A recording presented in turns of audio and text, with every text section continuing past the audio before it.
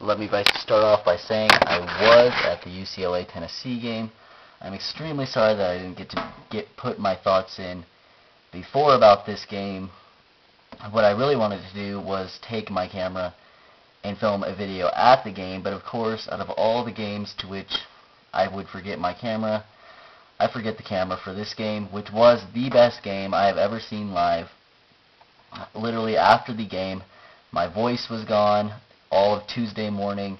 My ears were ringing all of Monday night after the game, but it was all worth it. The best game I have ever been to. No, the second best game I have ever been to, excluding, of course, if you're a UCLA fan, the 13-9 victory over USC a couple years ago, excuse me. But let me just run down to you my thoughts on the game. Pretty much the first half was terrible. We didn't think, as UCLA fans, none of us thought anybody could be worse than Ben Olsen, who was, of course, the starter the last couple years, if you know anything about UCLA football. But Kevin Kraft looked terrible in the first half. You know, he just, most of his interceptions, well, all of his interceptions really were completely his fault. You can't blame it on tip passes. He really wasn't he was under pressure on one of the interceptions he threw. The other three, just bad timing, untiming patterns. He just didn't have his guys. The over-the-top safety was fooling him every time and getting him to throw open to what looked like an open receiver, and then the safety would just come in there and pick the ball, which happened a couple times. So Kevin Kraft pretty much just looked terrible in the first half. Then the second half, they come out. Everybody was kind of bummed because it looked like UCLA was going to go into going to halftime, excuse me, tied 7-7. But of course, on whatever the last play of pretty much the second half, Kevin Kraft threw that interception for a touchdown, so it was 14-7.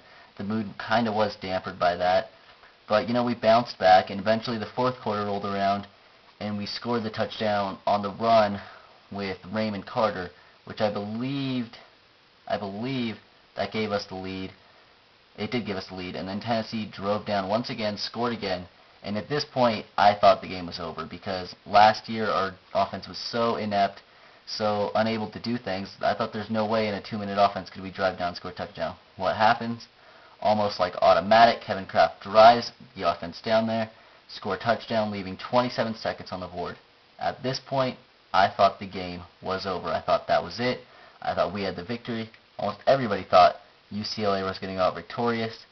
The kicker comes in. I was kind of upset that we even let him get in to field goal range, but then I still didn't think he would hit almost a 50-yard field goal when he hadn't hit anything all night. What does he do?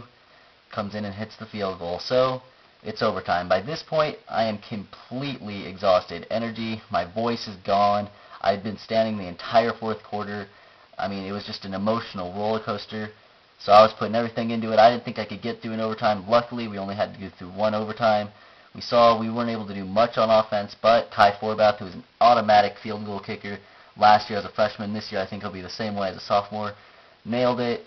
Tennessee came in. I was very nervous that they'd end it there, score a touchdown. Luckily, our defense held together, stopped them, and their field goal kicker could not do it. But from my angle, where I sit, and my season seats always are from the field goal that he missed it on, that in the overtime, basically the side of the field they were playing on in overtime. That is where I sit. I kind of sit over the opposite side of the press box, over on the other side.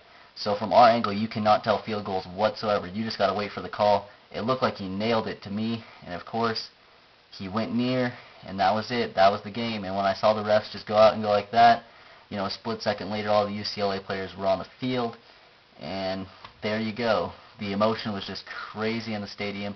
It was a great game, and I will bring my camera next time to the Arizona game, which is the next UCLA home game, and I'll film a little things before. I'll film the tailgate. Hopefully, I'll film a few plays in the game that come out to a UCLA victory. We'll see about that, but I'm completely sorry I forgot to bring the camera. I really wanted to film a video of the some play in the game, but it didn't happen. Better luck next time, I guess. And UCLA versus BYU in 2 weeks. We'll see what happens. UCLA is ranked now 23. See what happens. See you later.